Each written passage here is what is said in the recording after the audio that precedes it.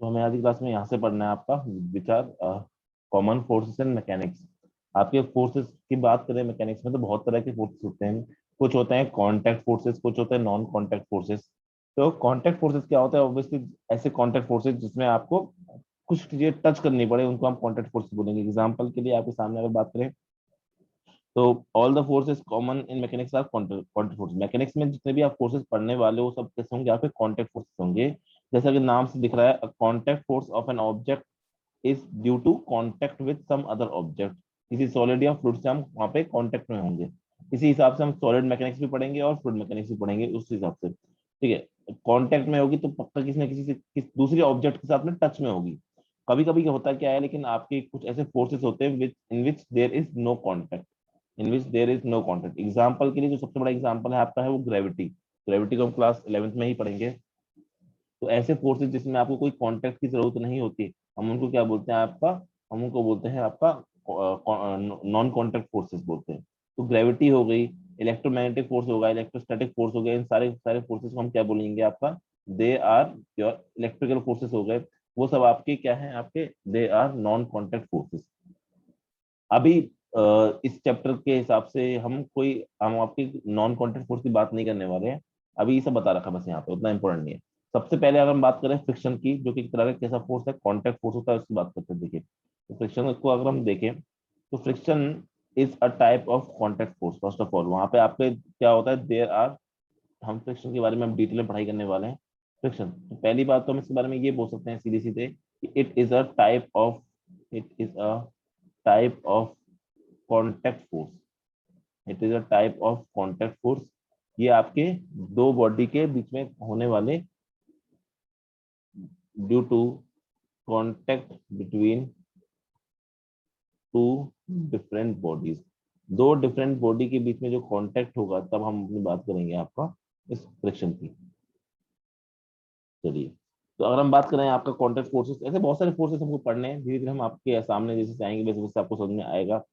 तो यहाँ पे अगर हम बात करें तो जब भी कोई बॉडी, इस बारे में हम थर्ड लॉ में पढ़ चुके हैं, जब भी कोई बॉडी आपकी किसी ग्राउंड के ऊपर इस तरह से रखी होती है तो इस पॉइंट ऑफ टाइम पे इस पे दो फोर्सेस आपको लगते हुए दिखाई देने चाहिए। एक तो हो जाएगा इसका वेट जो कि mg होता है, जो कि हमेशा वर्टिकली डाउनवर्ड्स होता है।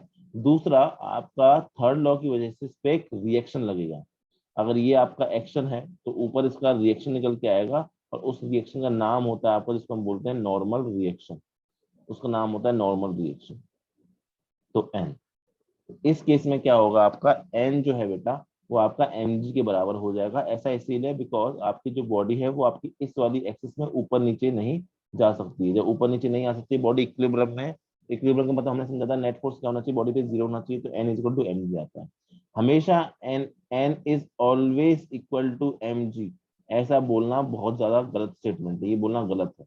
हाँ, N equal to M G जब हॉरिजॉन्टल टेबल पे या हॉरिजॉन्टल प्लेन पे आपकी बॉडी रखी तब N N equal to M G हो सकता है।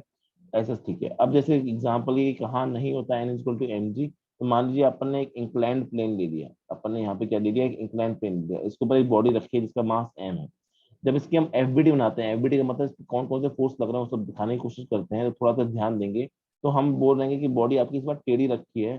तो एन हमेशा याद रखना बेटा, कैसे सकता है? एन जो है वो हमेशा, या नॉर्मल फोर्स जो होता है, it is always perpendicular to the contact surface. ये कॉन्टेक्ट सरफेस आपको दिख रही है यहाँ पे, इस तरह की कॉन्टेक्ट सरफेस है। ठीक है, इस सरफेस के हमेशा परपेंडिकुलर एक्ट करता है आपका नॉर्मल रिएक्शन, जिसको हम एन से हमेशा नोट करेंगे। तो एक तो फोर्स लग गया आपका नॉर्मल।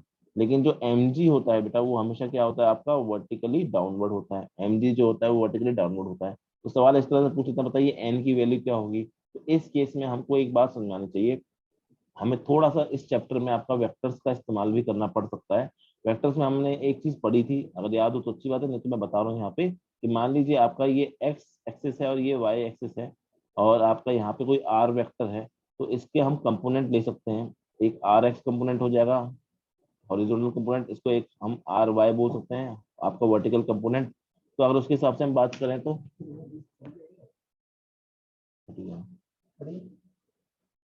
अगर बात करें आर एक्स और आर वाई के हिसाब से, आर एक्स हो जाएगा आपका आर, इसको अगर हम थीटा लेके चलते हैं तो आर कॉस थीटा हो जाएगा ये, और ये आर वाई क्या हो जाएगा आपका? ये आर साइन थीटा हो जाएगा। याद ऐसे रखना है हमेशा कि जिस एक्सिस के साथ में थीटा बनता है उसको हम कॉस लेते हैं, जिसके साथ नहीं बनता थीटा उसको हम साइन लेते हैं। अगर इस केस में हम बात करते हैं तो हम एक एक्सिस ऐसे बनाते हैं आपकी, वो जब भी आपका इंक्लाइन प्लेन आता है, इन सवालों को अच्छे से समझना है। इन सवालों में जब भी आपका इंक्लाइन प्लेन आता है और ये आप एंगल थीटा लेके चल सकते हो, उस केस में आप एक्सिस को ऐसे और ऐसे लेके चल सकते हो। This axis is called as parallel to X axis and this axis is called as perpendicular to, sorry axis नहीं, perpendicular प्लेन एक्सिस, और ये हो जाएगी परपेंडिकुलर टू प्लेन एक्सिस। जो प्लेन है आपका वो इंक्लाइंड है, उसके परपेंडिकुलर और आपका पैरेलल की बात करते हैं। जब मैं बेटा यहाँ पे mg के कंपोनेंट की लेने की बात करता हूँ तो सबसे पहले मुझे थीटा पता होना चाहिए। तो हमको ये थीटा दिया जाता है, अगर ये थीटा से मुझे ये थीटा निकालना है तो हम क्या बोलेंगे, हम देखेंगे सर देखिए यहाँ पे अगर ये थीटा है तो ये 90 माइनस थीटा होगा, तो ये क्या हो जाएगा, थीटा हो जाएगा। अगर ये थीटा हो जाएगा तो जब मैं इसे कंपोनेंट लूंगा तो मेरा तो कंपोनेंट लेके कैसे आएगा, समझ देना। इस चीज को नहीं समझ में आया तो आप बताना, मैं वापस से समझा दूंगा, कोई दिक्कत नहीं है। यहाँ पे एन तो ऊपर था, ऐसे हो जाएगा। एम जी आपका ऐसे था और थीटा ऐसे बना रहा था, तो एम जी का एक कंपोनेंट यहाँ पे ऐसे आएगा जिसका नाम हो जाएगा एम जी कॉस थीटा, और दूसरा कंपोनेंट आएगा आपका ऐसे जिसको हम बोल देंगे आपका एम जी साइन थीटा। जल्दी से बताओ ये समझ में आया कि नहीं आया, जल्दी बताइए। आ गया सर। ठीक है। तो जब भी बेटा आपको इंक्लाइन प्लेन के सवाल हम बहुत ज्यादा करते हैं अपने सिलेबस में, इंक्लाइन प्लेन का जब भी आपको कोई सवाल दिखाई देगा सबसे पहला काम आपको क्या करना है, वहाँ पे मान लो एम मास की बॉडी है तो एक कंपोनेंट आपको एम जी कॉस थीटा बनाना है ऐसे, और दूसरा कंपोनेंट आपको बनाना है एम जी साइन थीटा बनाना है आपको ऐसे, और एन बनाना है, नॉर्मल बनाना है ऊपर इस तरफ से। ये मिनिमम इतनी चीज तो आपके डायग्राम में पहले से होनी चाहिए। जब तक आपकी इतनी चीज नहीं होगी आप आगे क्वेश्चन इंक्लाइन प्लेन का सॉल्व नहीं करते। सबसे पहले इंक्लाइन प्लेन का सवाल देखते हैं, इतना डायग्राम आपको बन जाना चाहिए। अब अगर मैं आपसे बोल रहा हूँ बताइए इसमें नॉर्मल की वैल्यू क्या है, तो आप हमेशा ये देखो कि अगर मैंने एक एक्सिस ऐसे ली है और दूसरे ऐसे ऐसे ली है, तो नॉर्मल के सामने क्या लिखा है, बस ये देखना। नॉर्मल के सामने आपकी अपोजिट साइड क्या लिखा है, एम जी कॉस थीटा लिखा है। ठीक है, बाकी दूसरी साइड क्या लिखा है, उससे एम जी पे उस पे नॉर्मल पे कोई फर्क नहीं पड़ेगा। नॉर्मल के सामने जो लिखा है उससे नॉर्मल पड़ता है। नॉर्मल की वैल्यू सीधी सीधी क्या हो जाएगी आपकी, एम जी कॉस थीटा हो जाएगी। हम इतना ज्यादा फोकस क्यों कर रहे हैं नॉर्मल निकालने के लिए, क्योंकि फिक्शन में आपकी नॉर्मल की बहुत ज्यादा जरूरत पड़ेगी, इसको हम आगे भी देखेंगे कैसे। एग्जाम्पल करते हैं अपन एक और, नॉर्मल निकालने का ही हमारा काम है यहाँ पे अभी। ठीक है, मान लीजिए आपकी एक बॉडी है जो इस तरह से लटक रही है, एक बॉडी है जो इस तरह से लटक रही है। आपका इस तरह का सवाल हमने पहले भी किया था कि इस धागे में टेंशन आ जाता है। ठीक है, जहां भी कांटेक्ट आपको मिलेगा, नॉर्मल भी एक तरह का कांटेक्ट फोर्स होता है, नॉर्मल भी एक तरह का कांटेक्ट फोर्स होता है, तो आपको कांटेक्ट कैसा मिलता है, अवे फ्रॉम द कांटेक्ट, और आपका इस तरह से नॉर्मल मिल जाएगा यहाँ पे। और लास्ट फोर्स क्या है, एम जी। तो ये बेटा हमने क्या बना दिया आपकी, ये हमने एफ बी टी बना दी। अब इस क्वेश्चन को अगर हमें सॉल्व करना है तो सुनना थोड़ा ध्यान से देखना। तो इसको मैं एक लाइन डायग्राम से एफबीडी बनाऊंगा, इस तरह से थीटा बना दिया। मान लो आपको थीटा ये दे रखा है थीटा, ठीक है, तो ये हो गया टी, ये हो गया आपका एन, और ये हो गया आपका एम जी। इस सवाल में आपसे दो चीजें पूछ सकता है कि आप मुझे टी भी निकाल के बताओ और मुझे एन निकाल के बताओ। नॉर्मल नॉर्मल निकालना बहुत जरूरी है, क्यों, अभी थोड़ी देर में समझ आ जाएगा। अब मैं बात करता हूँ मेरा थीटा कहाँ दिख रहा है, तो मैं बोलूंगा सर देखिए मेरा ये लाइन जो है ये यहाँ पे थीटा ऐसे बन रहा है, तो ऑब्वियसली थीटा यहाँ पे भी ऐसे ही बनेगा, क्योंकि हम जानते हैं कि वर्टिक ऑल्टरनेट एंगल होते हैं। अगर यहाँ पे थीटा है तो ये भी थीटा ही होगा। अब मैं अगर इसका टी के कंपोनेंट लेता हूँ, अब मैं अगर टी के कंपोनेंट लेता हूँ यहीं पे, तो कंपोनेंट लेने के बाद में इसका कंपोनेंट, ये वाला कंपोनेंट आएगा टी साइन थीटा। ऐसा क्यों, sorry T sine, T cos theta, T cos theta आएगा, बिकॉज थीटा इसके साथ में बन रहा है। सिमिलरली उस टाइम पे जो आएगा टी साइन थीटा यहाँ पे आएगा ऐसे। तो ये दो कंपोनेंट आपके बन जाएंगे इस तरह से। अब बात करें एक बार डायग्राम ऑफ फाइनल ऐसे बनाते हैं, तो टी कॉस थीटा और सामने एन, और यहाँ पे आपका एम जी, और यहाँ पे आपका टी साइन थीटा। तो इस तरह की चीजें बन रही हैं। अब आपको एन और टी दोनों निकालने, तो पहली बात तो आप इस वाली एक्सिस को सॉल्व करो। इक्विलिब्रियम बोलता है कि नेट फोर्स जीरो होना चाहिए, तो आपका यहाँ से क्या निकलता जाएगा, N is equal to T sine theta निकलता जाएगा। ये फर्स्ट इक्वेशन हो जाएगी। अब आपको ना एन पता ना टी पता, तो आप इससे तो आंसर आएगा नहीं। अब दूसरी इक्वेशन क्या बोलती है, आप इस साइड में जब देखते हो तो आपका T cos theta is equal to M G निकलता है। मैं क्या लिखता हूँ, M G is equal to T cos theta लिख सकते हो आप यहाँ से। ये हो गई सेकंड इक्वेशन। तो यहाँ से आपका टी निकल के आ जाएगा which is equal to M G by cos theta. T निकल के आ गया आपके M G by cos theta. Next अगर हम बात करें यहाँ पे आपका, अगर मुझे एन निकालना है तो एन में हम देखते हैं फर्स्ट इक्वेशन में आपका टी के फॉर्म में, टी हम निकाल चुका हूँ तो हम पुट कर देंगे पुट टी इन फर्स्ट, तो वहां से आपका एन भी निकल के आ जाएगा, N is equal to T की जगह पे मैंने लिख दिया M G by cos theta, ऊपर है साइन थीटा, और हम सब जानते हैं sine theta upon cos theta, sine theta upon cos theta क्या होता है आपका टेन थीटा होता है, तो यहाँ से एन की वैल्यू क्या आ जाएगी आपकी एम जी टेन थीटा। जल्दी से बताइए समझ में आया नहीं आया ये? आया सर। ठीक है, तो ये सिंपल सिंपल सवाल थे, हमने अभी नॉर्मल पढ़ा है अभी। अब हम फ्रिक्शन में कूदेंगे धीरे से। अब देखिए, अगर हम आगे बात करें तो हम इतना क्यों पढ़ रहे हैं नॉर्मल बारे में, क्योंकि एक्चुअली में हम बात करें ना बहुत डिटेल में, तो कांटेक्ट फोर्सेस के बेटा दो टाइप होते हैं जनरली। कांटेक्ट फोर्सेस के आपको जो दुनिया में देखने को मिलेंगे दो टाइप होते हैं। एक होता है आपका जिसको हम बोलते हैं नॉर्मल फोर्स, जिसके बारे में हमने अभी पढ़ा। नॉर्मल फोर्स की हमेशा खास बात क्या की होगी कि it is it generally is a reaction force. ये हमेशा क्या होता है जनरली रिएक्शन के तौर पे आता है, ये हमेशा हो ऐसा प्रेजेंट नहीं है, जब रिएक्शन की चांस आएंगे तब होगा। दूसरी बात, नाम ही कांटेक्ट है तो ऑब्वियसली जब दो बॉडी के बीच में कांटेक्ट होगा तभी आएगा। दूसरी बात, ये लगता कैसे है, it always always acts always acts perpendicular to the contact surface, always acts perpendicular to the contact surface. हमेशा जो कॉन्टेक्ट सरफेस होता है उसके परपेंडिकुलर ही एक्ट करता है। और अगर इसकी वैल्यू निकालनी है तो इसका जो मैग्नीट्यूड होता है, ये हम इसको हमेशा mg के बराबर नहीं कह सकते। ठीक है, अगर आपको निकालना है तो आपको सॉल्व करना पड़ेगा मैग्नीट्यूड, अगर आपको निकालना है तो आपको एफबीडी की हेल्प से सॉल्व करना पड़ेगा, और कोई तरीका नहीं है। एफबीडी या फिर आपका जो मैंने अभी इक्विलिब्रियम बताया उसकी हेल्प से आपको सॉल्व करना पड़ेगा, कोई और तरीका नहीं है। जो दूसरा टाइप का कॉन्टेक्ट फोर्स होता है बेटा, उसका नाम होता है आपका फ्रिक्शन, जिसको अब हमें थोड़ा सा पढ़ना है। लेकिन दिक्कत ये कि फ्रिक्शन की जो है हमें जरूरत पड़ती है, आपका नॉर्मल फोर्स की जरूरत पड़ती है फ्रिक्शन निकालने में। दूसरी बात, ये कैसे लगता है हमेशा, it always acts parallel to the contact surface. ये हमेशा कॉन्टेक्ट सरफेस कैसे लगता है ये बताऊंगा बस। कॉन्टेक्ट जो सरफेस होती है बेटा हमेशा उसके पैरेलल लगता है आपका, जो नॉर्मल है it is always perpendicular while friction is always parallel to the contact surface. दूसरी बात, ठीक है, आप इसके जो मैग्नीट्यूड निकालना चाहते हो तो मैग्नीट्यूड के लिए हम इसके लिए अभी आगे पढ़ने वाले हैं, कैसे निकालते हैं इसके लिए आगे पढ़ेंगे अभी। ठीक है, देखिए अब हम पूरी तरह कूद जाते हैं आपको फ्रिक्शन में, कि फ्रिक्शन क्या होता है, क्यों होता है, कैसे होता है, ये सारी चीजें हम यहाँ पे डिस्कस करेंगे। एक सेकंड। ठीक है, साफ सी बात है, फ्रिक्शन को हिंदी में अपन घर्षण बोलते हैं। घर्षण थोड़ा सा मतलब होता है घिसने से, मतलब होता है इसका। अगर हम बात करें फ्रिक्शन की, तो आपका ये होता है क्या है, it is a force which tries to oppose the relative motion between two bodies in contact।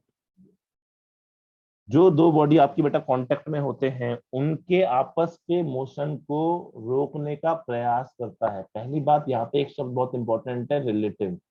आपका जो फ्रिक्शन है बेटा वो कभी मोशन को नहीं रोकता, मोशन को वो सपोर्ट भी कर सकता है, बिना फ्रिक्शन के मोशन पॉसिबल ही नहीं है, हम बात करेंगे आगे।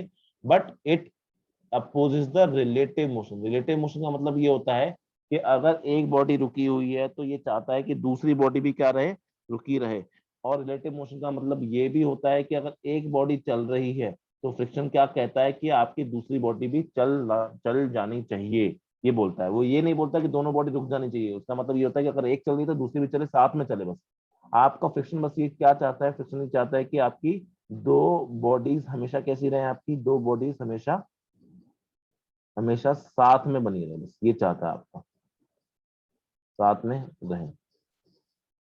ठीक है, अब साथ में रहने के दो तरीके हैं उनके पास में। फ्रिक्शन, अगर मैं बोल रहा हूँ कि दो बॉडीज के पास में साथ रहने के दो तरीके हैं, या तो उनके बीच में क्या, मतलब पूरी कोशिश करेगा कि साथ में रहें। अगर नहीं रह पाए तो फ्रिक्शन अपनी मैक्सिमम वैल्यू लगा देगा आपको साथ में रखने की, और जितना कोशिश कर पाएगा उतना साथ में रख पाएगा। नहीं रख पाएगा तो अपनी मैक्सिमम वैल्यू लगा के छोड़ देगा आपको कि अब आप इतना लग जाओ, इससे मैं ज्यादा कुछ कर नहीं सकता।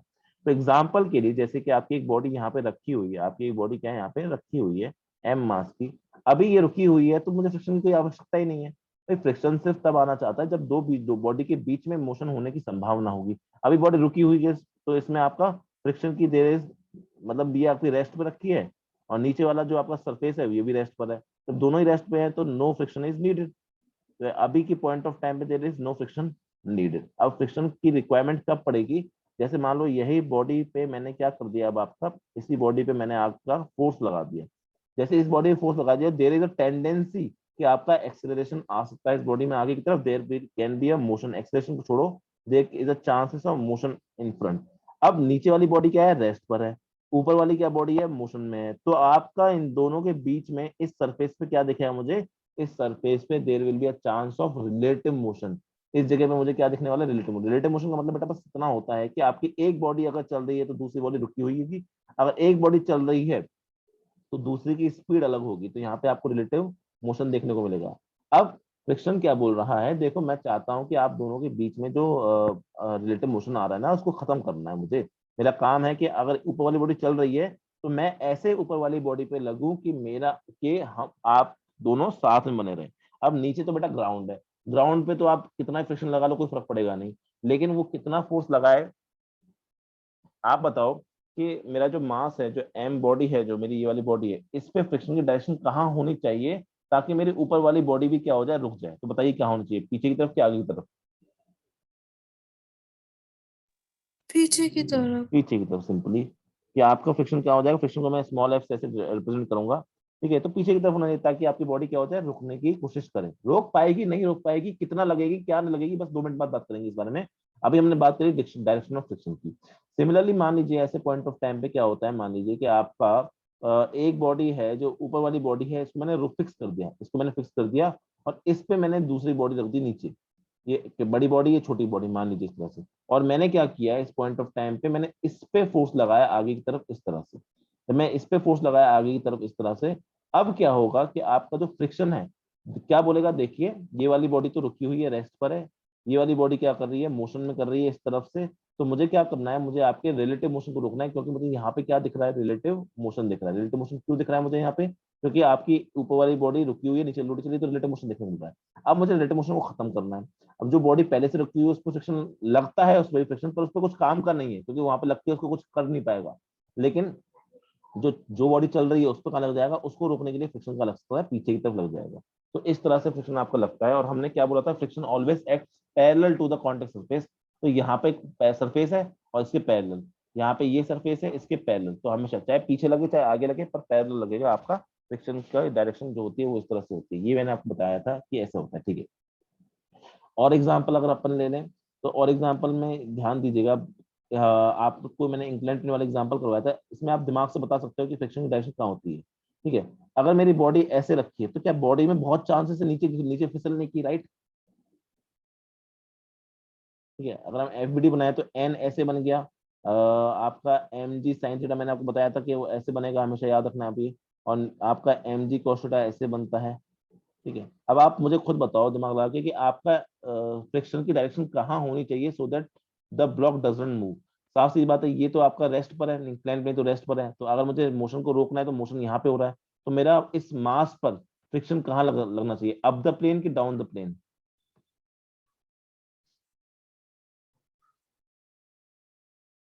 अप द प्लेन की डाउन द प्लेन?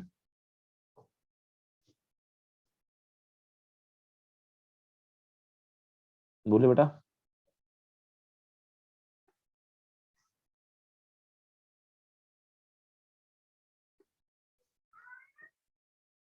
मैंने बोला कि जो एम जी साइन थीटा एक डाउनवर्ड फोर्स है जो उसको नीचे खींचने की कोशिश कर रहा है, तो आप मुझे बताइए फ्रिक्शन, इस मास के ऊपर फ्रिक्शन कैसे लगना चाहिए सो दैट आपका ये बॉडी मतलब मोशन ना कर पाए, तो कहाँ लगना चाहिए, अप द प्लेन की डाउन द प्लेन?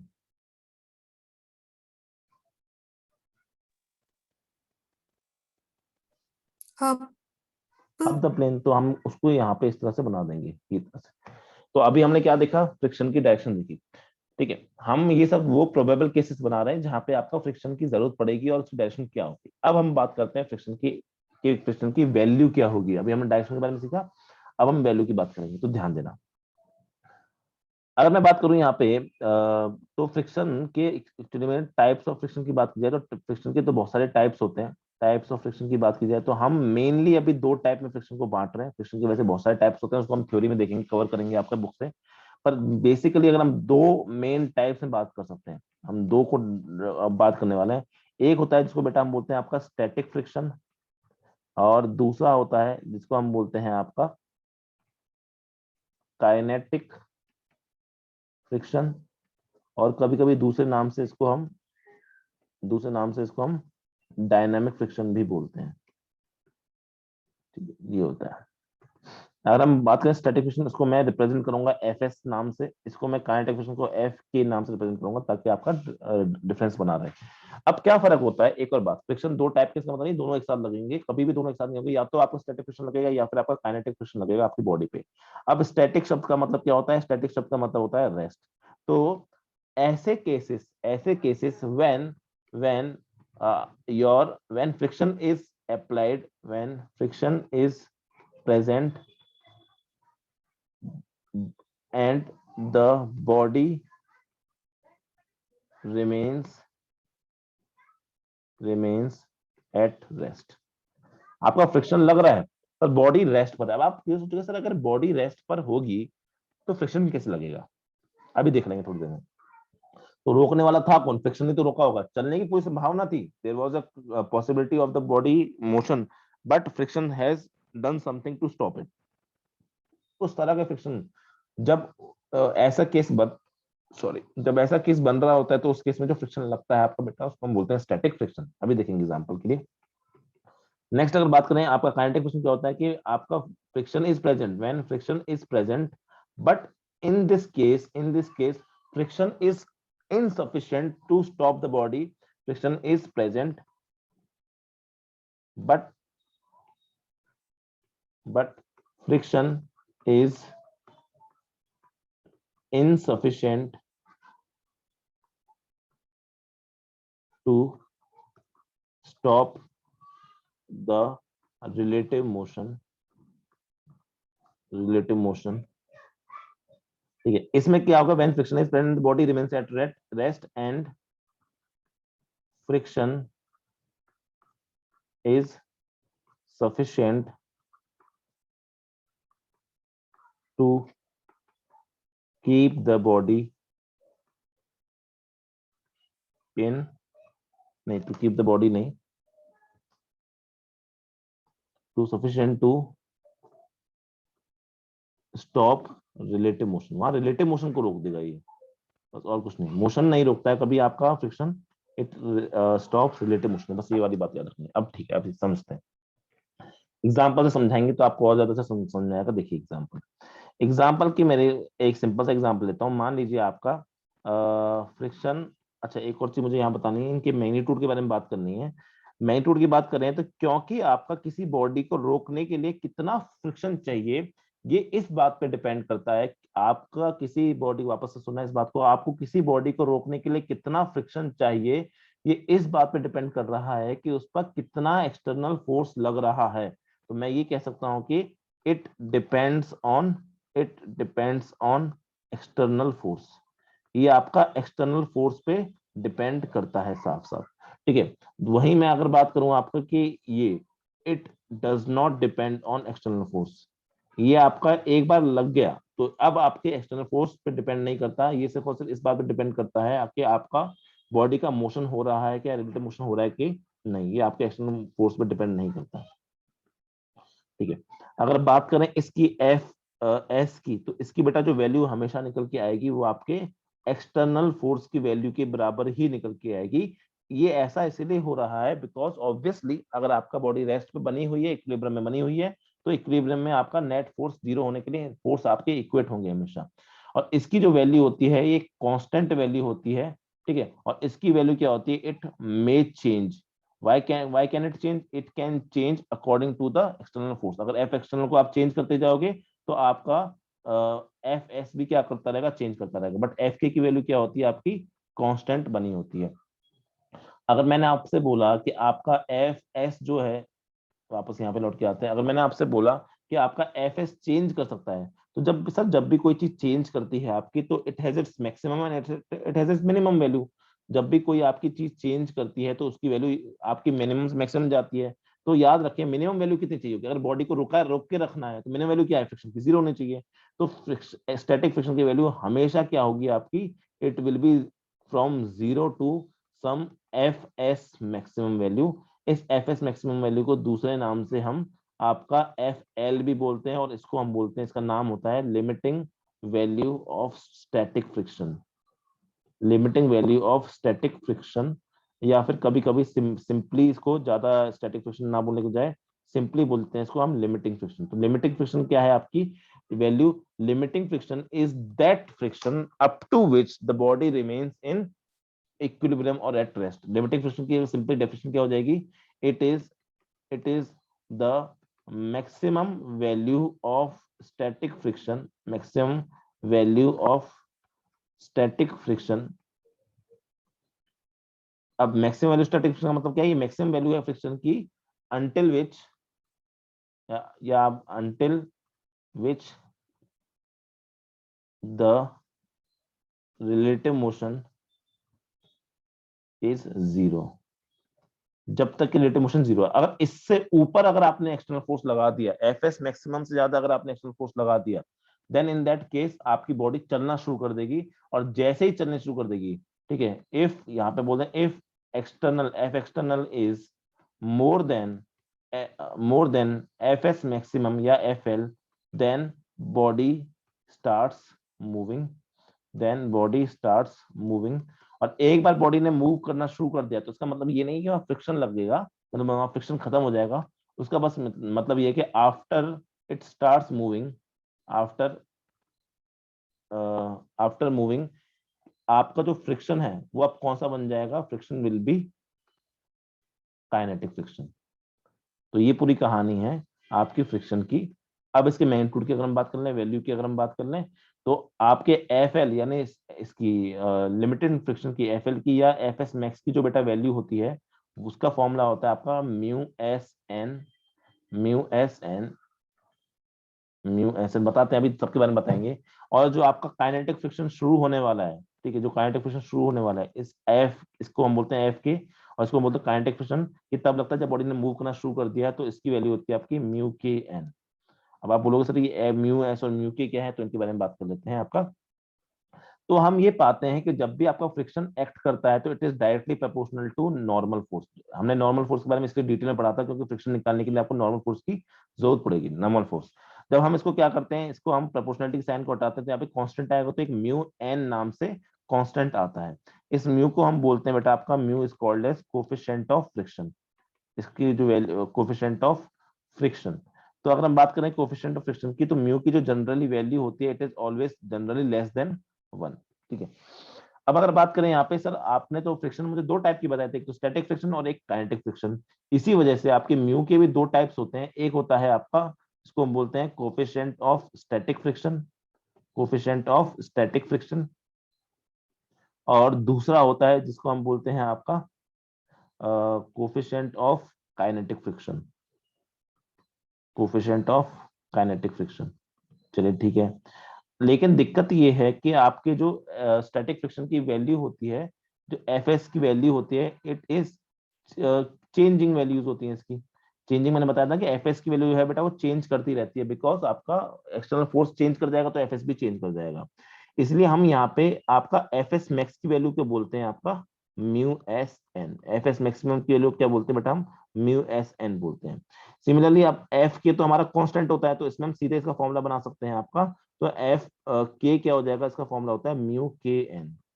ठीक है। एक्सपेरिमेंटली ये बात पाई गई है, एक्सपेरिमेंटली ये बात पाई गई है कि बहुत ही ज्यादा माइन्यूट डिफरेंस होता है आपका म्यू एस और म्यू के में। बट हम पाते हैं कि म्यू एस की वैल्यू क्या होती है, हमेशा म्यू के से ज्यादा होती है, पर बहुत ज्यादा नहीं होगी। अप्रोक्सीमेटली लगभग बराबर ही होते हैं। अगर कुछ ना बोला जाए तो आप दोनों को बराबर लेके जाते हो, तो म्यू एस की वैल्यू लगभग अगर 0.5 होगी, तो म्यू के की वैल्यू आपको 0.4 देखने को मिलेगी, 0.3 देखने को मिलेगी, उससे ज्यादा कम नहीं देखने को मिलेगी। तो लगभग आपके आसपास ही होते हैं। लेकिन एक्सपेरिमेंटली बात करें तो आपके दोनों आपके क्या होते हैं, लगभग बराबर ही होते हैं। ठीक है। थ्योरेटिकली बात करें, अगर नोट पॉइंट में लिख दें कि समटाइम्स इफ कभी अगर आपको बता mu s and mu k are not given separately, mu s and mu k are not given separately, if they are not provided you separately, अगर आपको अलग से ना दिए गए हों, then in that case you can take as mu s is equal to mu q is equal to some mu।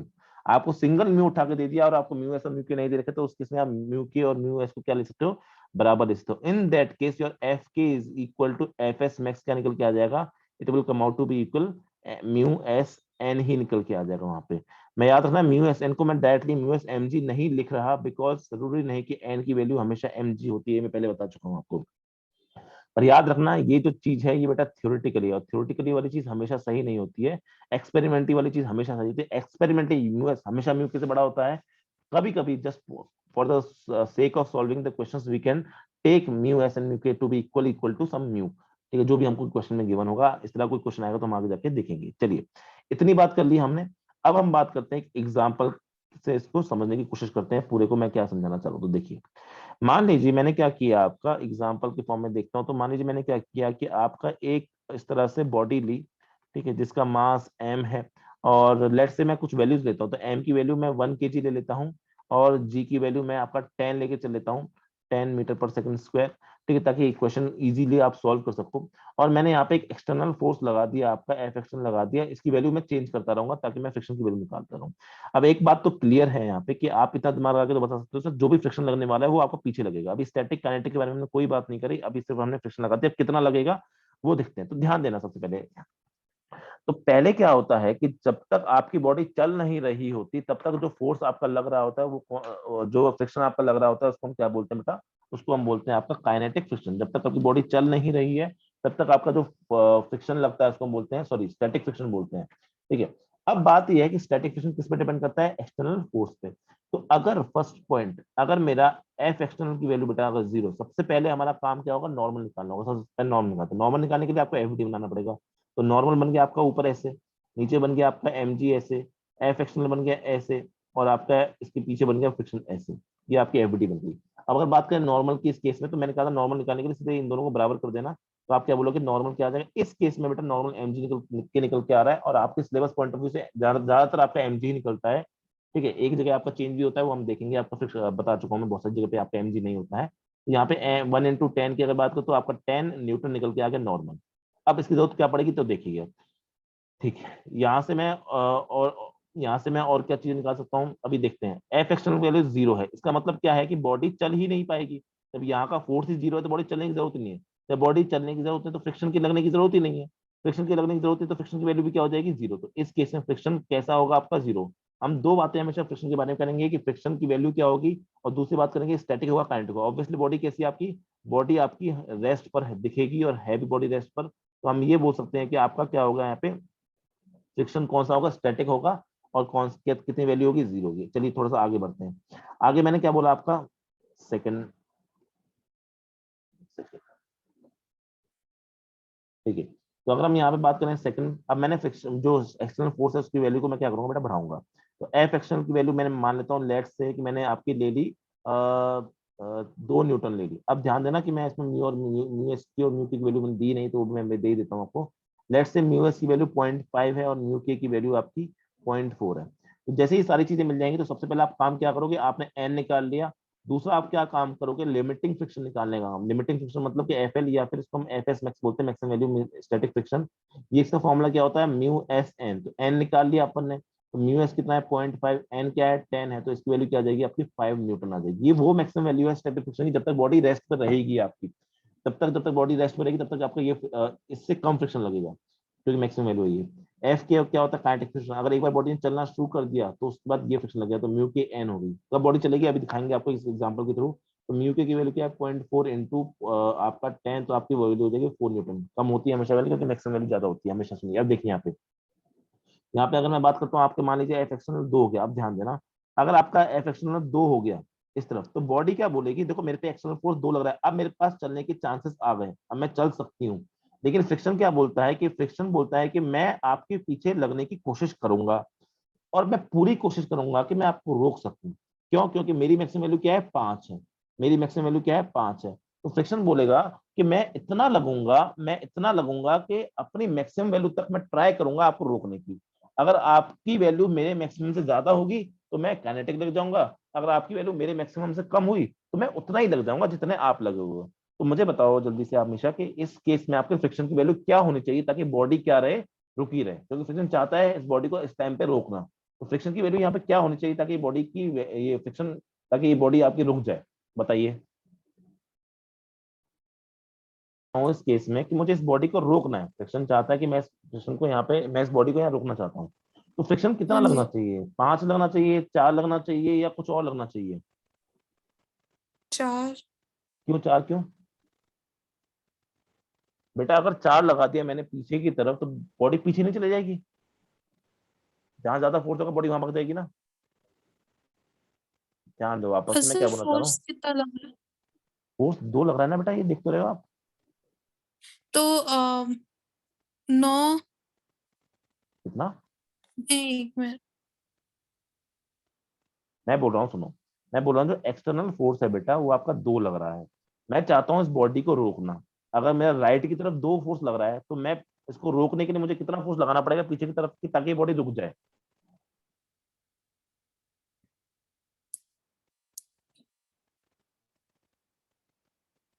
ऐसे simple सी बात है कि कोई मान लो मैं यहाँ पे खड़ा हूँ, मुझे कोई 2 न्यूटन से खींच रहा है, तो मुझे बताओ कि पीछे मुझे कोई कितने न्यूटन से खींचे ताकि मैं रुक जाऊं, ना चलूं। 2। 2। इतना क्यों सोच रहे हो उसमें अभी तक? तो ये एक्सटर्नल फोर्स अगर 2 लग रहा है तो फ्रिक्शन क्या बोल रहा है कि मैं पूरी जान लगा दूंगा अपनी इसको रोकने की, पर मुझे मेरी पूरी जान कितनी है, 5 न्यूटन के बराबर है। तो मुझे पूरी जान लगाने की जरूरत ही नहीं है, मैं सिंपल सिंपल कितनी लगा दूंगा आपकी, 2 लगा दूंगा। राइट?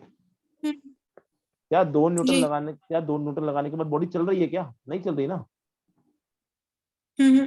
तो जब नहीं चल रही, तो जब बॉडी चलती नहीं है तो उस टाइम पे फ्रिक्शन कौन सा लगता है आपका, स्टैटिक फ्रिक्शन लगता है। तो यहाँ पे फ्रिक्शन कौन सा, स्टैटिक है।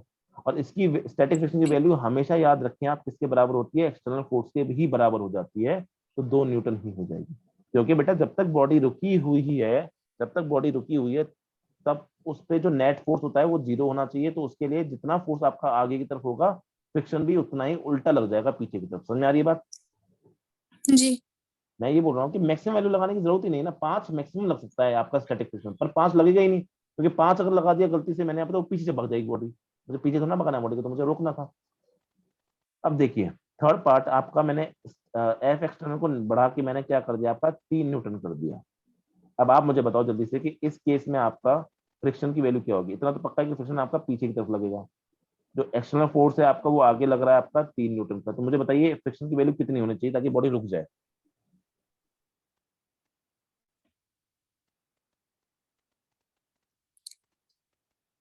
सही बोल रही हो तुम, बस बोल दो। 3। हाँ सही है, 3। फिर बॉडी को रोकना है, 3 लग जाएगा। अब मुझे 3 लिखने से पहले ना एक बार चेक करना पड़ेगा, क्या क्या जो 3 है, क्या ये मेरी मैक्सिमम वैल्यू को क्रॉस कर रहा है कि नहीं कर रहा है। तो आंसर है नहीं कर रहा, तो मैं 3 लगा सकता हूँ। नहीं मुझे मैक्सिमम वैल्यू क्रॉस नहीं करनी, बस मेरी मैक्सिमम वैल्यू 5 है, 5 क्रॉस कर रहा है, नहीं कर रहा, तो मैं लग जाऊंगा एप्लीकेबल है। बॉडी अभी भी रुकी हुई है तो कौन सा लगेगा, ये स्टैटिक फ्रिक्शन लगेगा, क्योंकि स्टैटिक फ्रिक्शन हमेशा क्या होता है, एक्सटर्नल फोर्स के बराबर होता है आपका, जो कि आपको क्या है, आपका 3 न्यूटन है। ये ध्यान रखना कि ये आपकी मैक्सिमम वैल्यू को क्रॉस ना कर जाए, बस मैक्सिमम वैल्यू क्रॉस कर जाएगा तो बॉडी चलना स्टार्ट कर देगी। अब फोर्थ पे जाते हैं हम। अब अगर हम फोर्थ केस पे जाते हैं आपका, तो फोर्थ केस में क्या करता हूँ, आपके एक्सटर्नल की वैल्यू को मैं ना 5 ही कर देता हूँ, आपका 5 कर देता हूँ। अब बताइएगा आप मुझे कि अगर एफ एक्सटर्नल इस पे 5 लग रहा है आपका राइट की तरफ, तो आपका फ्रिक्शन कितना लगेगा पीछे की तरफ ताकि बॉडी रुक जाए, बस बताइए।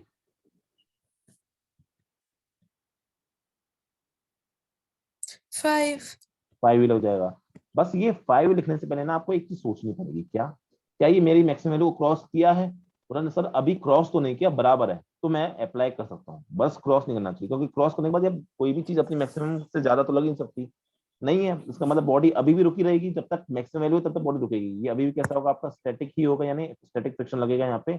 और स्टैटिक फ्रिक्शन, बस केस में क्या है, इस केस में स्टैटिक फ्रिक्शन अब अपने एफ एस मैक्सिमम पे पहुंच चुका है, और इससे ज्यादा वो नहीं लग सकता है आपका। अगर इससे ज्यादा तुमने गलती से भी इस फोर्स को बढ़ाया, तो अब क्या होगा, बॉडी आपका चलना शुरू कर देगी। समझ में आती है बात? क्योंकि स्टैटिक हाँ फ्रिक्शन क्या जी। बोलता है, मेरी मैक्सिमम वैल्यू 5 थी, अगर तुमने 5 को भी क्रॉस कर दिया, अब मैं उसको रोक नहीं सकता, अब मैं स्टैटिक कंडीशन को फॉलो नहीं कर पाऊंगा। अब I have to allow the body to move. और अगर गलती से बॉडी चल गई तो उस केस में जो बेटा फ्रिक्शन लग रहा होगा, चाहे मैं यहाँ पे 5.1 ही क्यों ना लिख दूं, और जैसे मैं बोलूंगा क्या कि एफ एक्सटर्नल, इस बार सर मुझे क्या दिख रहा है कि F external is greater than F S maximum, limiting friction से आपका ज्यादा दिख रहा है। अब इस केस में 100% क्या होगा, बॉडी विल मूव। इस केस में बॉडी क्या करेगी, आपकी बॉडी विल मूव। अगर बॉडी मूव कर गई then you don't have to think about कि फ्रिक्शन कितना लग रहा होगा, यू विल डायरेक्टली से कि फ्रिक्शन कौन सा लग रहा होगा, फ्रिक्शन अब आपका काइनेटिक फ्रिक्शन हो जाएगा। अब आपको सोचना ही नहीं है कि फ्रिक्शन कितना लग रहा होगा, क्योंकि काइनेटिक और काइनेटिक वैल्यू की फ्रिक्शन की वैल्यू क्या होती है, कांस्टेंट होती है, जो कि हमेशा क्या होती है, एफ के होती है, और क्या होती है हमेशा म्यू के एन ही होती है, और म्यू के एन की हम वैल्यू निकाल चुके हैं 4। अब इस केस में 100% क्या होगा आपका, इस केस में 100% आपकी बॉडी चलना शुरू कर देगी, और बॉडी ने अगर चलना शुरू कर दिया तो आपका उस केस में फ्रिक्शन कौन सा लगेगा, काइनेटिक लगेगा, लगेगा अभी भी पीछे ही, और ये लगेगा आपका एफ एक्सटर्नल, आपका जो 5.1 है उस टाइम पे ही लगेगा, और आपका फ्रिक्शन कौन सा हो जाएगा, काइनेटिक। समझ में आ गई नहीं आ गई बात। आ गया। अब इसके आगे आप एफ एक्सटर्नल को बढ़ाते जाओगे, लेकिन आपके वैल्यू पे कोई फर्क नहीं पड़ेगा। जैसे 6 पॉइंट अगर मैं ले लूं, लेट्स से कि मैंने अब आपका एफ एक्सटर्नल की वैल्यू को 10 ले लिया, लेट्स 10 ले लिया, हम क्या बोलेंगे सर, एफ एक्सटर्नल की वैल्यू क्या क्या दिख रही है, साफ साफ मुझे दिख रही है कि it is greater than F S maximum. तो इसका मतलब अब बॉडी रुक तो नहीं सकती, स्टैटिक फ्रिक्शन के मैक्सिमम वैल्यू को क्रॉस कर चुकी है, बॉडी रुक नहीं सकती। देन अब आपका बॉडी इज मूविंग, बॉडी पक्का मूव करना शुरू कर देगी, body will be in moving condition. In that case friction will be kinetic friction. और काइनेटिक फ्रिक्शन की एक बार बॉडी ने मूव करना शुरू कर दिया, then you don't have to think about कि कितना लगेगा फ्रिक्शन, यू विल डायरेक्टली से एफ के की वैल्यू कितनी थी, 4 न्यूटन थी, यानी फ्रिक्शन अब कितना लग रहा होगा, 4 न्यूटन ही लगेगा। अब देखिए इस सवाल में फिर आपसे आगे क्या पूछ सकता है कि आपका एफ एक्सटर्नल क्या है, आपका एफ एक्सटर्नल है आपका यहाँ पे 10 न्यूटन, और आपका फ्रिक्शन है आपका पीछे की तरफ which is equal to 4 newton, kinetic ही है। अब आपसे बोल सकता है क्योंकि आपका एक तरफ फोर्स ज्यादा है, then there is a chance कि बॉडी पे क्या आ जाएगा, एक्सेलरेशन आ जाएगा। अब आपसे एक्सेलरेशन पूछ सकता है। जब आपको इस केस में एक्सेलरेशन निकालना होगा तो आप कैसे निकालोगे, आप करोगे F net is equal to M A, आपका सेकंड लॉ यहाँ पे इन पिक्चर आ जाएगा। तो उस केस में क्या बोलोगे सर, एक फोर्स है आपका इस तरफ जिसकी वैल्यू है आपकी 10 न्यूटन, ठीक है, और एक फोर्स है आपका इस तरफ जिसकी वैल्यू है आपकी 4 न्यूटन।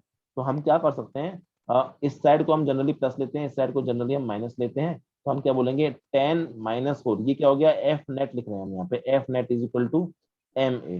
तो 10 माइनस 4 इक्वल टू मास मैंने 1 लिया था, ए मुझे निकालना है, तो ए की वैल्यू क्या आ जाएगी आपके यहाँ से 10 माइनस 4 6 मीटर पर सेकंड स्क्वायर निकल के आ जाएगी। समझ में आया नहीं आया, जल्दी बताओ।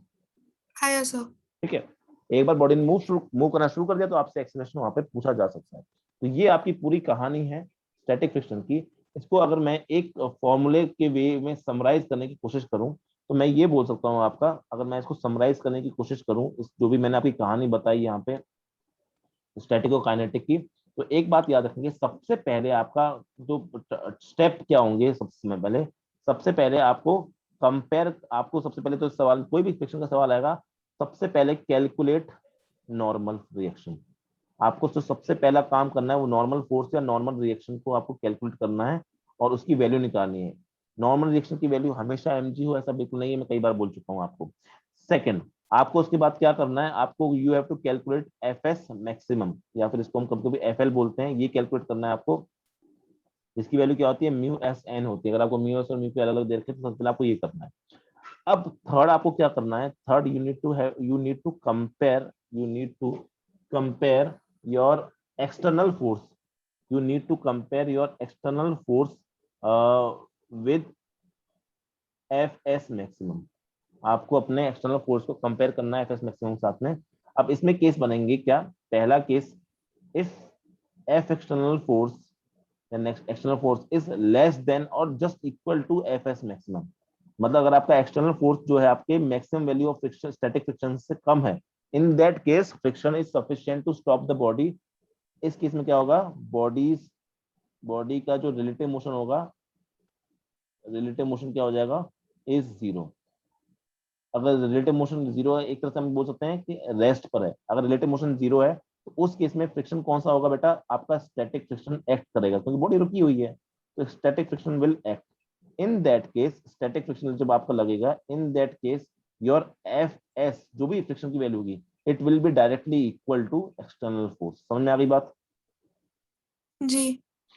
अगर सेकंड केस में, थर्ड के बाद बी केस में क्या हो सकता है आपका, अगर गलती से आपका external force is greater than F S maximum, अगर आपका ग्रेटर की बात ही हो रही है यहाँ से, बराबर की भी नहीं, अगर वो आपका F external F S maximum से बड़ा हो गया, देन इन दैट केस आपका जो स्टैटिक फ्रिक्शन है it is not sufficient to stop the body, then this means कि body will have relative motion, या बॉडी क्या आ जाएगी आपकी, मोशन में आ जाएगी। और जैसी ही बॉडी आपकी मोशन में आ गई उस टाइम पे जो बेटा आपको फ्रिक्शन लगेगा वो कौन सा होगा, काइनेटिक फ्रिक्शन होगा। और काइनेटिक फ्रिक्शन के बारे में आपको ज्यादा सोचने की जरूरत है नहीं, क्योंकि काइनेटिक फ्रिक्शन की वैल्यू जो होती है वो कांस्टेंट होती है, और आपको इस केस में आपकी जो फ्रिक्शन की वैल्यू होगी एफ की वैल्यू, तो सीधे आप क्या लिखोगे, म्यू के इंटू एन लिखोगे। ये पूरा आपका समराइज है। कभी भी कोई भी न्यूमेरिकल आपका आएगा अगर, तो आपको इस हिसाब से क्वेश्चन को सॉल्व करना है। समझ में आया कि नहीं आया? आ गया। ठीक है, एक एग्जांपल ले लेते हैं हम यहाँ से, एक एग्जांपल ले लेते हैं यहाँ पे सिर्फ हम समझने के लिए। अच्छा एग्जांपल करते हैं।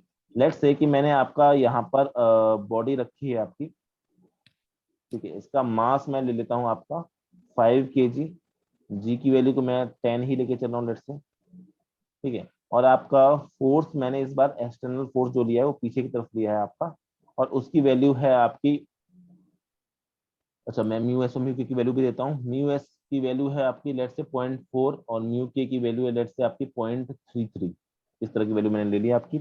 और एफ एक्सटर्नल की वैल्यू, पहले केस में मैं आपका एफ एक्सटर्नल की वैल्यू को लेट से आपसे सवाल में पूछा जाएगा, तो आपके एफ एक्सटर्नल की वैल्यू को लेट से, एक सेकंड क्वेश्चन का गलत ना हो जाए कहीं, हाँ, तो लेट से आपकी एफ एक्सटर्नल वैल्यू है आपकी 18 न्यूटन, और सेकंड केस में मैं एफ एक्सटर्नल की वैल्यू जो ले रहा हूँ लेट से इट इज 25 न्यूटन। क्वेश्चन ऐसे ही आएगा कि आपको पता करना है कि फ्रिक्शन कौन सा लग रहा है, कितना लग रहा है। अगर काइनेटिक लग रहा है तो बॉडी मूव करेगी, मूव करेगी तो एक्सेलरेशन क्या होगा। इन दोनों केस में आपको पूछा है फाइंड फ्रिक्शन इट्स नेचर, मतलब स्टैटिक या kinetic, and acceleration of body, दोनों केसेस में आपको एक्सेलरेशन ऑफ बॉडी निकालना है, ठीक है। तो चलिए मैं करता हूँ, आपको समझाता हूँ सवाल को, बाद में आप इसको सवाल को खुद से एक बार ट्राई जरूर करना। अब देखिए, सबसे पहले मेरा काम क्या होगा इस सवाल में, ये दोनों पार्ट देखने से पहले, जो दोनों पार्ट देखने से पहले मेरा काम होगा वो क्या होगा, मैं इस तरफ कर रहा हूँ उसको। सबसे पहला काम स्टेप होता है मेरा नॉर्मल रिएक्शन निकालना। तो जब मैं नॉर्मल रिएक्शन निकालने के लिए क्या ट्राई करूंगा, इसके लिए एफबीडी बनाऊंगा। तो ये तो सिंपल सा क्वेश्चन है। इसके ऐसे केसेस में जब बॉडी हॉरिजॉन्टल प्लेन पर रखी होती है ना, इसमें सोचना भी नहीं है, क्योंकि ऐसे केसेस में हमेशा N equal to M G निकलता है ऐसे केसेस में बस। बाकी और दूसरे टेढ़े मेढ़े डायग्रामों में गड़बड़ हो जाती है। N equal to M G, M कितना है 5 है, जी कितना है 10 है, अगर नहीं दिया गया हो जी तो आपको 9.8 लेके चलना पड़ेगा, तो 15 न्यूटन हो जाएगा, ठीक है। फिर हमारा काम क्या होगा नेक्स्ट, कि F S maximum, maximum value of static friction या फिर लिमिटिंग फ्रिक्शन हम निकालेंगे, which is equal to always mu S N, ठीक है। तो म्यू एस कितना है आपका, म्यू एस है आपका 0.4 इंटू एन, एन क्या है आपका यहाँ पे 50 है, तो इसकी वैल्यू हो जाएगी आपकी 20 न्यूटन वैल्यू हो जाएगी। अब हम बात करेंगे आपका, इस पार्ट में आएंगे, तो हम क्या देखेंगे यहाँ पे, हम बोलेंगे एफ एक्सटर्नल की वैल्यू मुझे बताइए, वो मैक्सिमम वैल्यू ऑफ फ्रिक्शन से या एफ एस मैक्सिमम से ज्यादा दिख रही है कि कम दिख रही है, बराबर दिख रही है, क्या दिख रही है?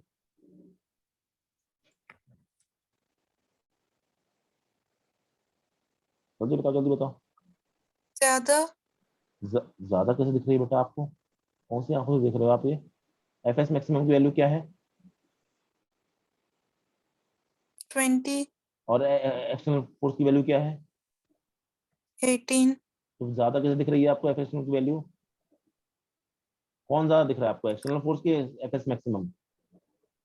एफएक्स मैक्सिमम ज्यादा है ना। हाँ तो ये बोलो ना, आप सिर्फ ज्यादा बोल के छोड़ दिया, मुझे लगा आप एफ एस ज्यादा बोल रहे। अब अगर एफ एक्सटर्नल आपका कम है आपका एफ एस मैक्सिमम से, तो क्या हम ये बोल सकते हैं कि आपका friction is sufficient to stop the body, right? Because F S maximum static friction की जो मैक्सिमम वैल्यू बोल रही है, मैं इतना लग सकती हूँ कि 20 बोल रहे हैं, मैं इतना लग सकती हूँ बॉडी को रोकने के लिए, और मुझे लगना कितना है 18, तो क्या मैं लग सकती हूँ, नहीं लग सकती हूँ? तो याद क्या रखना है, आपको बताया तो बोलते नहीं हो, आप चुप हो जाते हो बिल्कुल ही, ठीक है। तो मैंने क्या बोला आपका यहाँ पे, जब एफ एक्सटर्नल आपका लेस देन और एफ एस मैक्सिमम के बराबर होता है, उस टाइम पे बॉडी का रिलेटिव मोशन क्या होगा आपका, जीरो होगा, राइट? जब जी। जीरो होगा तो उस टाइम फ्रिक्शन कौन सा लगेगा आपका, स्टैटिक फ्रिक्शन। और स्टैटिक फ्रिक्शन हम्म। आपका जब लगेगा, तो मैं यहाँ पे बोल सकता हूँ कि बॉडी कैसी रहेगी आपकी, body will remain at rest, body rest पे रहेगी। बॉडी जब रेस्ट पे रहती है तो कौन सा फ्रिक्शन लगता है, जल्दी बताओ। बॉडी रेस्ट पे रहती है तो कौन सा फ्रिक्शन लगता है, स्टैटिक की काइनेटिक?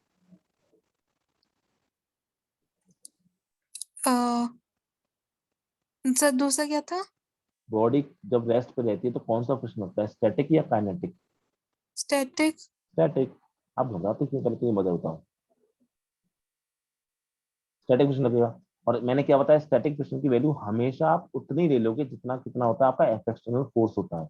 कितना एक्सटर्नल फोर्स, 18 है, तो आपका एक्सटर्नल फोर्स भी कितना हो जाएगा, 0 हो जाएगा, 18 हो जाएगा। अब जब बॉडी रेस्ट पर ही है तो उसका एक्सीलरेशन कितना हो जाएगा, तो जब बॉडी रेस्ट होती है तो उसका एक्सीलरेशन क्या होगा, 0 होगा, राइट। हम्म। अब यहाँ पे मैं सेकंड केस में आता हूँ, जल्दी से आंसर करना चुपचाप से। अब आप मुझे यहाँ पे देख के बताओ कि इस केस में आपका जो एफ एक्सटर्नल है वो आपका ज्यादा है कि कम है आपके एफ एस मैक्सिमम से? ज्यादा। ज्यादा है। जब ज्यादा होता है तो बॉडी क्या कर देगी, आपका body will not be able to stop the, मतलब body will not be able to stop itself, then in that case body will move. अगर बॉडी मूव करेगी तो कौन सा फ्रिक्शन लगता है बेटा, स्टैटिक या काइनेटिक? काइनेटिक। काइनेटिक फ्रिक्शन लगता है। जब बॉडी मूव करती है तो हम काइनेटिक फ्रिक्शन वहां पे लगाते हैं। चलिए, तो काइनेटिक फ्रिक्शन लगता है, और काइनेटिक फ्रिक्शन की वैल्यू हमेशा फिक्स होती है, जिसकी वैल्यू होती है म्यू के एन होती है। म्यू के की वैल्यू 0.33 दे रखी है आपको, इंटू एन आपने निकाला है 50। जब आप इसकी वैल्यू निकालते हो तो it will come out to be 165, 16.5, sorry 16.5 newton ये निकल के आएगी। ये फ्रिक्शन उस टाइम पे एक्ट कर रहा होगा। अब हम बॉडी का डायग्राम जब एक बार बनाएंगे यहाँ पे, क्योंकि बॉडी मूव कर रही है तो एक्सेलरेशन इस बार 0 नहीं होगा। आप क्या बोलोगे, सर आपका पीछे की तरफ अगर हम डायग्राम बनाते हैं इस केस में भी, तो यहाँ पे आपका लग रहा है एक्सटर्नल फोर्स, और फ्रिक्शन कहाँ लग रहा होगा, पीछे की तरफ। इस केस में भी ऐसा ही होगा, आपका एक्सटर्नल फोर्स यहाँ लग रहा है जिसकी वैल्यू क्या है आपकी, योर वैल्यू इज 25, और यहाँ लग रहा है काइनेटिक फ्रिक्शन जिसकी वैल्यू है आपकी 16.5। तो आप मुझे बताइए एक्सलेशन कहाँ आएगा, लेफ्ट लेफ्ट की साइड की राइट की साइड, फ्रिक्शन कहाँ आएगा, एक्सलेशन कहाँ आएगा, राइट की साइड की लेफ्ट की साइड? एक्सलेशन हमेशा वहां आएगा जब ज्यादा फोर्स है। हाँ जी। तो कहाँ आएगा, लेफ्ट। लेफ्ट आ जाएगा। अब मुझे अगर एक्सीलरेशन निकालना है, एक्सीलरेशन वैल्यू निकालनी है, तो मैं क्या करूंगा, वही F net is equal to M है, जो आपका फर्स्ट सेकंड लॉ है। एफ नेट हमेशा आपको इस तरह लिखना है कि आप पीछे वाले को नेगेटिव मानो, आगे वाले को राइट मानो। कि एफ नेट एक्सटर्नल जो है पीछे की तरफ है तो उसमें मैंने -25 लिख दिया। आपका ये राइट की तरफ है तो उसमें मैंने प्लस 16.5 लिख दिया। इज इक्वल टू एम मैंने क्या लिया है, 5 लिया है, ए निकालना है मुझे। तो यहाँ से जब 25 में से आपके 16.5 चले जाएंगे, उस केस में आपका आंसर क्या होगा, यहाँ पे आ जाएगा 0.5, माइनस में ही आंसर आएगा पहली बात तो अगर हम बात करें आपका हम्म। 24 में से 16 गए तो आपके 8.5 आ जाएगा आपका आंसर, यहाँ पे -8.5 इज इक्वल टू 5 इंटू ए की वैल्यू क्या आएगी, नेगेटिव निकल के आएगी, विच इज इक्वल टू 519। तो यहाँ पे आ जाएगा 517, हाँ। तो 1.7 मीटर पर सेकंड स्क्वायर। ये माइनस का मतलब क्या है कि आपका एक्सेलेरेशन भी क्या होगा, पीछे की तरफ होगा। समझ में आया नहीं आया, जल्दी बताओ। आ गया। तो फ्रिक्शन इतना ही है, आपके काम की अगर बात करें तो फ्रिक्शन इतना ही है जो आपके आने वाला है, इससे ज्यादा फ्रिक्शन आने नहीं वाला। अब फ्रिक्शन की कुछ उसने नए नए टाइप्स आपको बता रखे हैं थ्योरी में, उनको बस एक बार हम देख लेते हैं। आपका काम ये होगा कि एक बार बुक को रीडिंग जरूर मान लेना। आपका बस यहाँ पे ये काम है, मेन काम। तो बुक की आपको रीडिंग करना बहुत जरूरी है यहाँ पे, ठीक है। बिना रीडिंग करे कोई फायदा नहीं होगा, क्योंकि इसमें आपको कुछ नए नए फ्रिक्शन के नाम भी आपको दे रखे हैं। बेसिकली फ्रिक्शन की जो जितनी डिटेल थ्योरी थी वो हो चुकी है, जो मैंने करवा दी है। और फ्रिक्शन का जैसा भी क्वेश्चन बन सकता है वो मैंने आपको यहाँ पे करवा दिया। अब फ्रिक्शन के ऊपर एक आध सवाल आपकी बुक में दे रखा है, उसको हम नेक्स्ट क्लास में डिस्कस कर लेंगे, या फिर आप उसको एक बार अपनी तरफ से ट्राई करना। एक बार बुक में क्या दे रखा है उसको हम जल्दी से देख लेते हैं। बुक की रीडिंग करना बहुत जरूरी है, क्योंकि आपकी फिजिक्स की बुक दे बहुत अच्छी रखती है आपको उस हिसाब से। देखिए यहाँ पे तो फ्रिक्शन के बारे में बात कर रखा है, तो यहाँ पे बोल रखा है कि आपका नॉर्मल रिएक्शन को mg के बराबर दे रखा है। जब वो टेबल पे रखा होता है तो पहले उसने भी नॉर्मल रिएक्शन की पूरी में बात करी, यहाँ पर उसने पूरी बात नॉर्मल रिएक्शन के बारे में बात करी है। एक बार रीडिंग जल्दी जल्दी जल्दी जल्दी बहुत जल्द कर लेना, क्योंकि इंपॉर्टेंट है इसकी रीडिंग। नेक्स्ट अगर बात करें तो यहाँ पे क्या बताया, this force F S is parallel to the surface of the body in contact with. मैंने आपको बताया था जो फ्रिक्शन होता है हमेशा आपको कैसा लगता है, पैरेलल टू द सरफेस लगता है, वही आपने उसको बोल रखा है।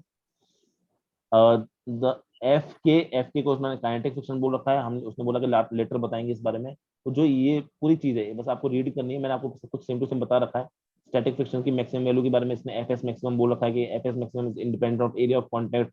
ये बात याद रखना कि एफ एस जो होता है आपका, जो फ्रिक्शन होता है, it is always independent of area of contact. ये एरिया ऑफ कॉन्टैक्ट पे डिपेंड नहीं करता। मैंने आपको बताया था कि friction is always directly proportional to normal only, और किसी चीज पे डिपेंड नहीं करता। ठीक है, आपका लॉ ऑफ स्टैटिक फ्रिक्शन आपको सीधे से बोल रखा है कि आपके फ्रिक्शन की जो वैल्यू होती है, स्टैटिक फ्रिक्शन वैल्यू, उसकी मैक्सिमम वैल्यू होती है ये, यही उसने यहाँ पे बता रखा है।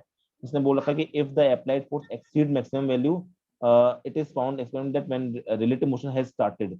ठीक है, मतलब आपका कि जब बॉडी का रिलेटिव मोशन शुरू हो जाता है, इन दैट केस आपका फ्रिक्शन की जो वैल्यू है वो कौन सी होती है, कम होती है, और क्या होती है, काइनेटिक वैल्यू होती है, वो सारी चीज समझ रखी है। काइनेटिक फ्रिक्शन को उसने यहाँ पे बता रखा है कि वो आपका म्यू के एन होता है।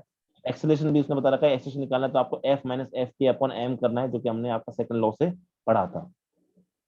अब आगे बात करें तो उसने यही सब चीज उसने रिलेटिव मोशन के बारे में समझाया है, याद रखें। उसने यही चीज मैंने आपको चिल्ला चिल्ला के बताई थी, note that it is not motion but relative motion that friction opposes. Friction कभी मोशन का अपोज नहीं करता, फ्रिक्शन आपका रिलेटिव मोशन का अपोज करता है। मतलब अगर दो बॉडी चल रही हैं तो दोनों ही चलनी चाहिए, फ्रिक्शन ये चाहता है। फ्रिक्शन डज नॉट वांट कि आपका दोनों बॉडी रुकी रहे। ठीक है, कुछ एग्जांपल्स यहाँ पे कर रखे हैं, हम कोशिश करेंगे कि नेक्स्ट टाइम हम इन एग्जांपल्स को एक बार देख लेंगे। आपका काम है बस इस बार की आपको रीडिंग करनी है। इसने इसके बाद आपके थोड़ा टाइप्स ऑफ फ्रिक्शन में एक नया टाइप दे रखा है, रोलिंग फ्रिक्शन। रोलिंग फ्रिक्शन के बारे में बेटा हम बहुत ज्यादा डिटेल में बात अभी नहीं कर रहे हैं, बिकॉज अभी आपका ये ज्यादा काम का नहीं है। ठीक है, क्योंकि ऑब्वियसली अभी रोलिंग फ्रिक्शन के बारे में पढ़ने के लिए आपको थोड़ा सा हम इसके बाद आपका रोटेशनल जो चैप्टर आने वाला है उसमें पढ़ेंगे, और रोटेशनल चैप्टर आपका टर्म 1 में भी दे नहीं रखा है, तो हम इसके बारे में अभी बात ज्यादा नहीं कर रहे। इसका जो कुछ नहीं है, a body like a ring और a sphere rolling without slipping, जिसको हम रोटेशनल मोशन में डिटेल में पढ़ने वाले हैं आपका, इसको हम प्योर रोलिंग बोलते हैं, वहां डिटेल में इसको डिस्कस करेंगे। पर बस ये बात याद रखें कि रोलिंग फ्रिक्शन नाम की भी एक चीज होती है स्टैटिक और काइनेटिक के अलावा। ठीक है, उस पर बहुत ज्यादा डिटेल में बात हम अभी नहीं कर रहे हैं।